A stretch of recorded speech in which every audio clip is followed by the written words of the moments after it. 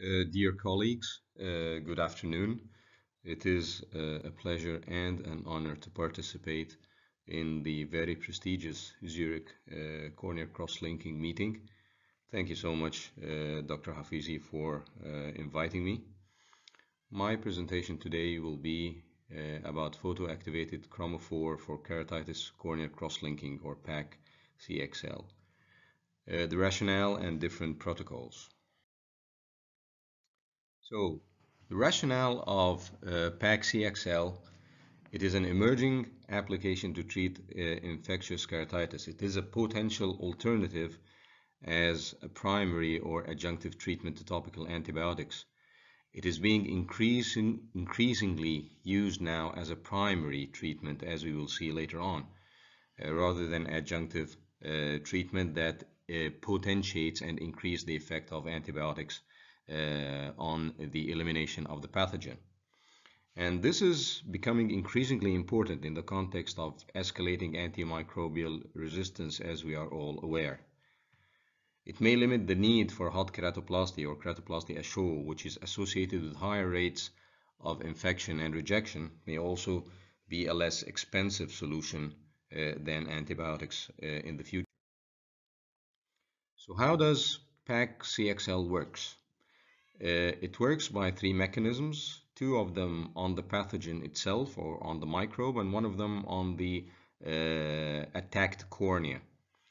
So firstly, the planar ring structure of the chromophore, the vitamin B2, inserts itself between the bases of the DNA and RNA of the bacteria or the fungus, causing the lesion in the chromosomal strands and limit microbial replication. So it attacks the nucleus of the microbe.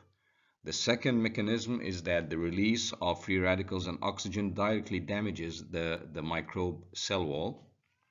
And lastly, on the cornea of the patient, the activated chromophore cross-links the corneal stroma via covalent bonds, rendering them more resistant to enzymatic degradation. So by this, the cornea becomes less and less prone to melting and ulceration. There has been different protocols in PAC-CXL. It has not been standardized up to this very moment. And most studies use the cornea cross-linking good old protocol or the Dresden's protocol that was introduced in 2003. Of course, by Professor Theo Zeiler. The central 8 to 10 millimeters of the epithelium is removed. The patient is treated with 0.1% riboflavin vitamin B2 drops at the frequent intervals, either every 2 minutes, every 1 minute, for 30 minutes, originally until you see the traces of the chromophore in the aqueous of the anterior chamber.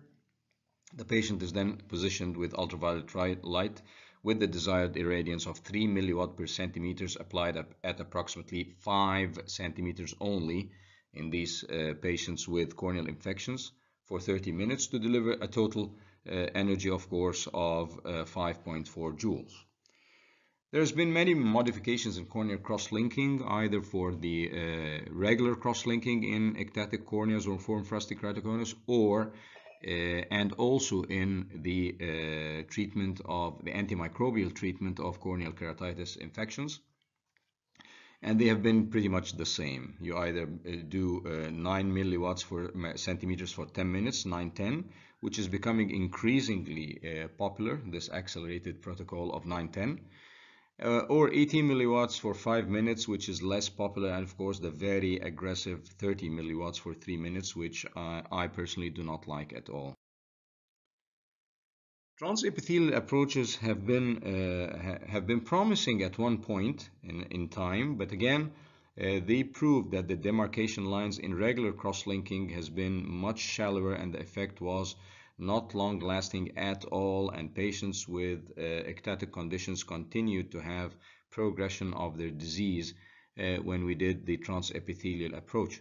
The transepithelial approach, of course, the main aim was to decrease the pain on the side of the patient, but again, it proved not to be efficient in corneal ectatic conditions. It also proved to be inefficient at all in controlling infections, as demonstrated by the study done by Kesetsuan and colleagues and was published in the American Journal of Ophthalmology. Increasing the total energy delivered from the conventional 5.4 to 7.2 has been, of course, this has been the trend with the new CXL USA study. And this has also been proposed by Professor Hafizi and colleagues in the PAC-CXL study. A novel technique called the corneal cross-linking window absorption has been proposed by Ricardo Benciguera and his colleagues. And the rationale in this is that you do not need to remove the epithelium from around the ulcer, from 5 millimeters or 8 millimeters of the cornea. Just leave the chromophore to be absorbed from the surface of the ulcer itself after you debride all the debris and all the dead tissue from the crater of the ulcer, and remove and leave the epithelium intact around the ulcer. And they called it CXL window absorption, or WA. Again, this gave pretty good results as well. And of course, you cannot present in this very good and prestigious meeting without giving a tribute to Professor Hafizi for the innovation of the slit lamp based cross-linking device of Imagine. We all saw the video of unboxing of the first apparatus, and it was as if all of us had the same present at the same time. We all unboxed it together with Professor Hafizi and Dr. Nick. I was pretty much honored to be part of the PAC-CXL study of the Swiss group. This was a multicentric study from all around the world. It was from Iran, from India, from Egypt, from Israel, and from Switzerland. And we did pretty good work.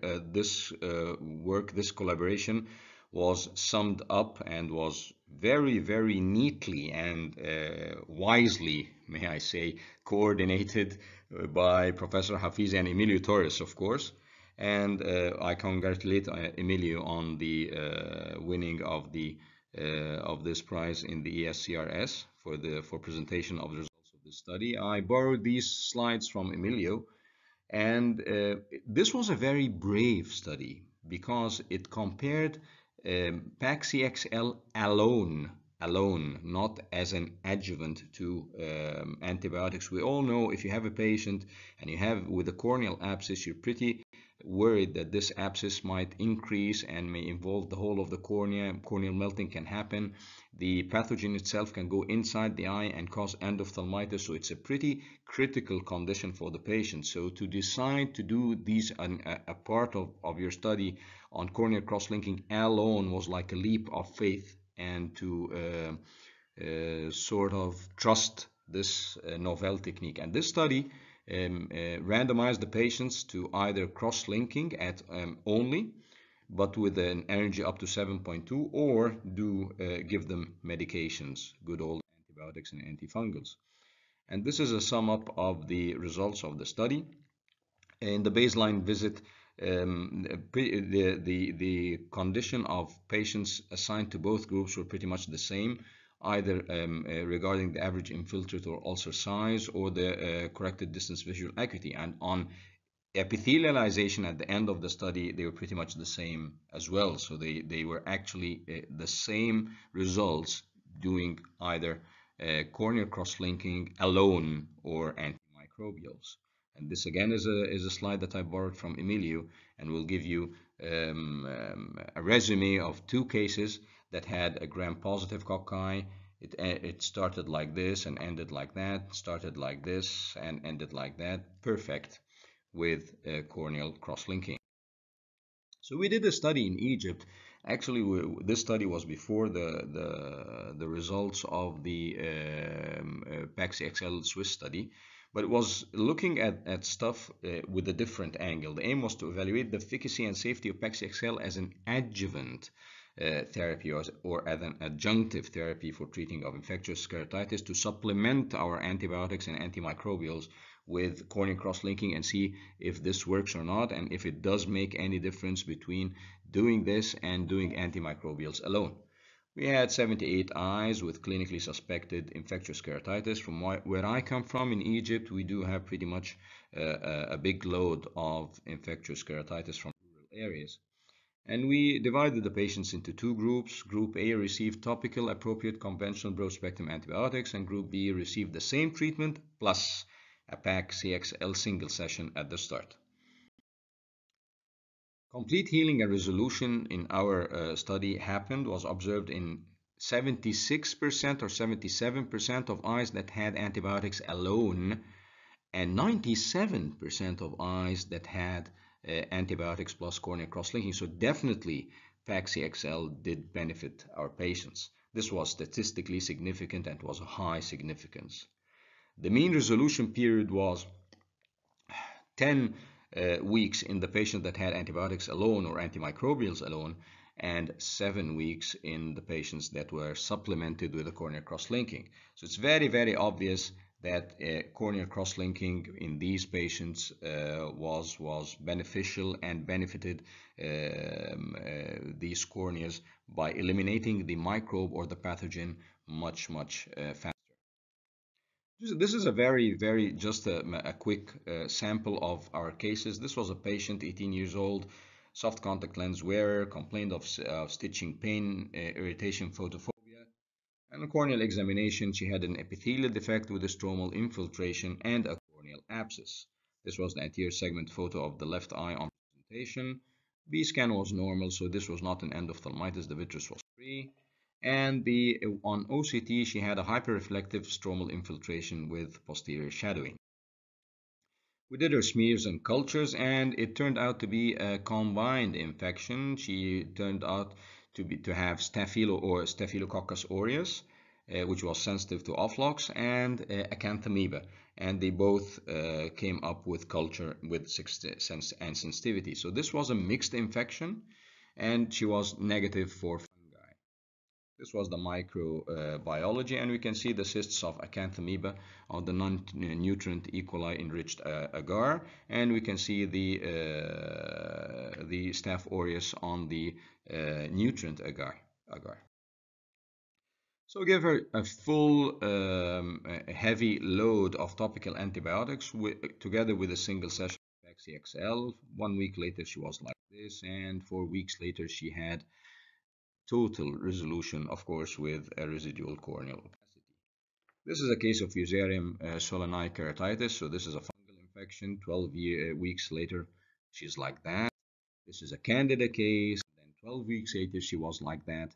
So we do believe that PAC-CXL actually works. So in conclusion, PAC-CXL is proving to be effective both as a monotherapy and adjunct therapy for bacterial keratitis. Different protocols are proposed for different study groups.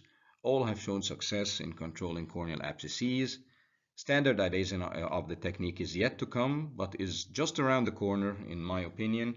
In the looming danger of increased antibiotic resistance and the absence of new antimicrobial molecules, PAC-CXL may be our only hope. I thank again Professor Hafizi for inviting me and wish you all an excellent Christmas and stay safe.